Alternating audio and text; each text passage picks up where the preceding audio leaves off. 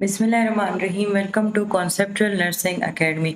आज की वीडियो में हम Swat region BS nursing 5th semester के सब्जेक्ट पेडियाट्रिक हेल्थ नर्सिंग का यूनिट 2 पढ़ेंगे, growth and development of children. Swat region के ऑथेंटिक स्लाइड्स का यूज़ किया गया है ताकि आप लोगों को उनके स्लाइड्स जो हैं वो आसानी से समझ आ सकें। तो हम अपने यूनिट की तरफ बढ़ते हैं जो कि है growth and development of children. Children कौन है?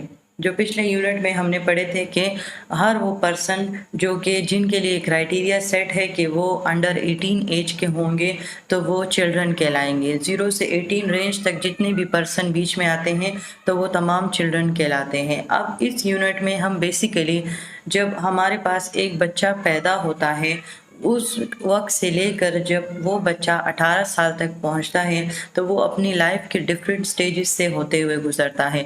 अब उस स्टेजेस में उसकी बेसिकली ग्रोथ होती है और डेवलपमेंट होती है। तो अब हम उनको डिटेल से पढ़ेंगे कि किस तरीके से होती है। तो पहले हम उनकी ग्रोथ के बारे में बात करते हैं। जब हम किसी पर्सन की फिजिकल साइज के इंक्रीज की बात करते हैं तो वो कहलाता है ग्रोथ, यानी कि उसके बॉडी पार्ट्स इंक्रीज होते हैं, उसकी तमाम बॉडी जो होती है हाइट वेट के हिसाब से जो है वो इंक्रीज होती है। इसके हम सिंपली क्वांटिटेटिव चेंज कह सकते हैं।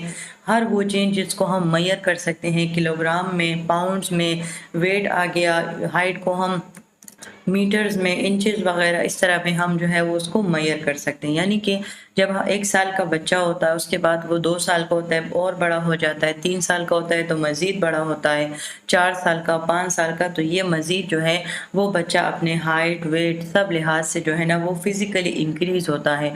तो उसके बॉडी पार्ट्स के इंक्रीज़ होने को हम ग्रोथ कहते हैं। अगर हम बॉडी प्रोपोर्शंस की बात करें तो ये बेसिकली हेड एंड बॉडी का अपना प्रोपोर्शंस होता है। जब एक मदर 2 मंथ या 3 मंथ प्रेग्नेंट होती है तो उनके जो हेड होता है वो एज़ कम्पेयर टू बॉडी जो है वो ज़्यादा बड़ा होता है।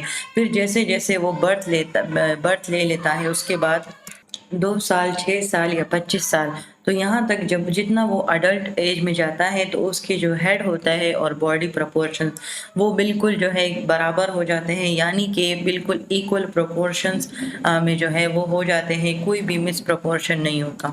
तो यहाँ तक तो हमने फिज़िकल ग्रोथ यानी कि जो हमारा ग्रोथ है, फिज़िकल इंक्रीज़ होना, वो हमने पढ़ लिया। अब डेवलपमेंट क्या होती है? जब भी हम बच्चे की स्किल्स और उसके फंक्शंस कैपेसिटी के बारे में, उसकी प्रोग्रेसिव इंक्रीज़ के बारे में जब हम पढ़ते हैं तो वो डेवलपमेंट कहलाता है। बेसिकली हम ब्रेन फंक्शन को स्टडी करते हैं, तो अब ब्रेन फंक्शन को तो हम मेजर नहीं कर सकते, इस वजह से ये हम क्वालिटेटिव चेंज में पढ़ते हैं। क्वालिटेटिव चेंज एक ऐसा चेंज होगा जिसका हम जो डेटा होगा या जिसकी जो